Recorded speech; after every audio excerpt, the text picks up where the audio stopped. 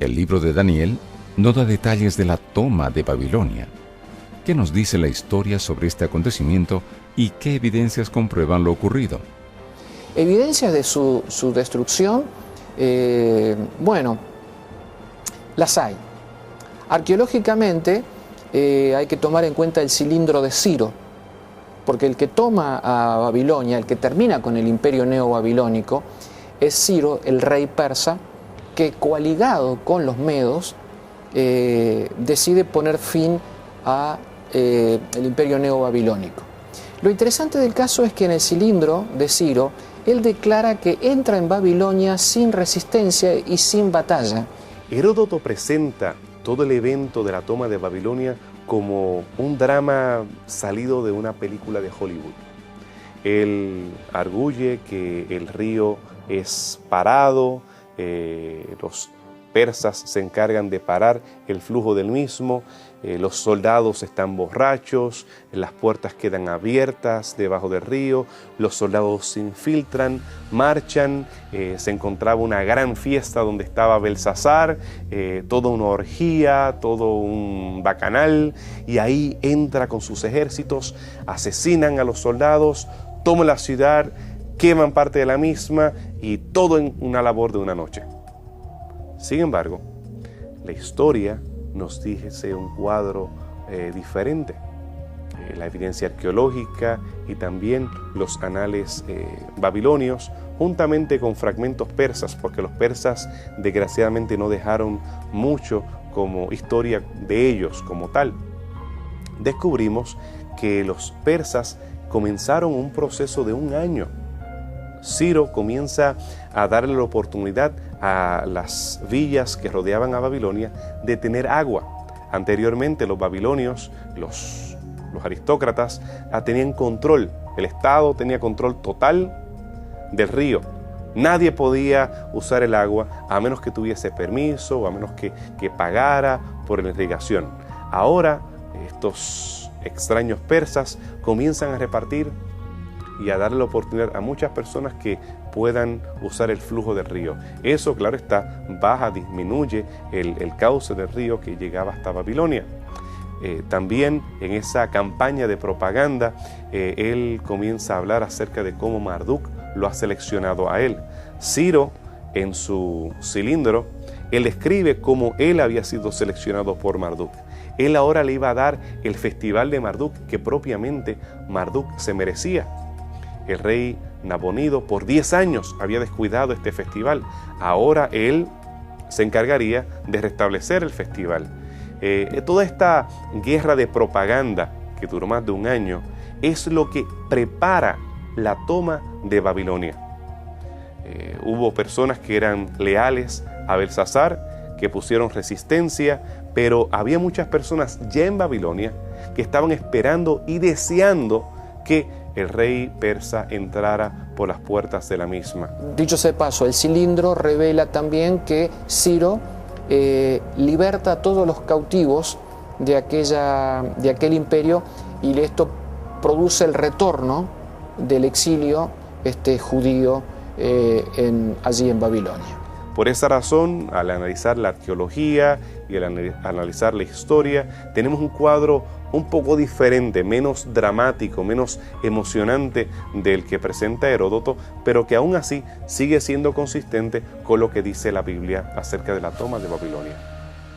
Los primeros 6 capítulos de Daniel presentan este relato histórico del imperio babilónico y la transición al imperio medo-persa. Ya en la segunda parte, el libro presenta profecías y visiones que el profeta tuvo durante este periodo. ¿Qué importancia tiene toda esta obra literaria en conjunto para la comprensión y el estudio de las Sagradas Escrituras?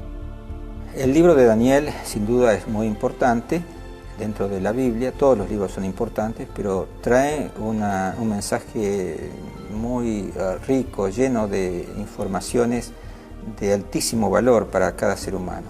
Yo diría en primer lugar que los escritos de Daniel tienen una importancia histórica, porque Daniel nos cuenta, en los primeros 6 capítulos, él nos cuenta la realidad interna de lo que era el palacio de los reyes de Babilonia.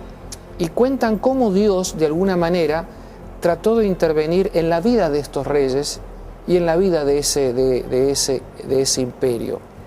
Pero lo que se destaca más en el libro de Daniel son las profecías llenas de símbolos que presenta, que son realmente fascinantes. Él coloca las bases para lo que es después el libro de Apocalipsis, así que ya en ese sentido es muy importante, muy trascendente. Todo lo que Apocalipsis hace, lo hace fundamentándose sobre lo que ya Daniel desarrolló.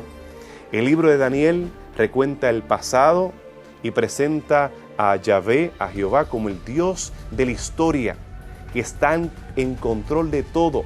Las bestias que allí son descritas, los reinos que son descritos en las narraciones, todo pertenece al cuadro que pretende asegurar al lector de que Dios está en control, de que Yahvé es el verdadero Dios, que a diferencia de los otros dioses, este es auténtico. Esa es parte de la polémica de Daniel. Ahora, lo que Daniel, a través de su ejemplo y a través de las visiones o sueños que también interpretó, nos deja también una visión muy clara de cómo es la acción de Dios en la historia.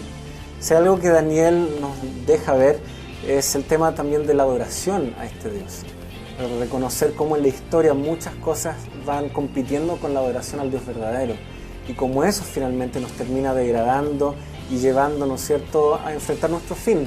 Cada uno de estos imperios llegó a su final, no perduró. ¿Por qué? Porque no buscaban al Dios eterno. Por eso es importante la posición del libro, porque nos presenta el fracaso humano continuo al éxito de Dios al final de la historia. El estudiar estas profecías nos revelan, nos muestran, nos hacen ver desde el tiempo de Daniel en adelante los acontecimientos históricos, cómo se iban a desarrollar. Y al estudiar la historia vemos cómo se fueron cumpliendo en una forma asombrosa esas profecías. Y lo notable también es que parte de esas profecías de Daniel están delante de nuestro, es decir, hacia el futuro. No todo se ha cumplido, se va a cumplir todavía algo, porque nos llevan hasta el mismo fin de los tiempos. Algunas personas han tratado de sugerir que Daniel es fruto de la época de los macabeos, el tiempo de Antíoco Epífanes. Estamos hablando de que apenas está en circulación un par de siglos antes de Cristo. Esa teoría fue desmentida especialmente después de descubrir los rollos del Mar Muerto, después del año 1947. La evidencia que tenemos entonces de Daniel es que era un libro venerado por los judíos, un libro antiguo y un libro que indudablemente tiene profecías que al cumplirse en tiempos futuros se convierten en base para aquellos que tienen fe en la Biblia como palabra de Dios.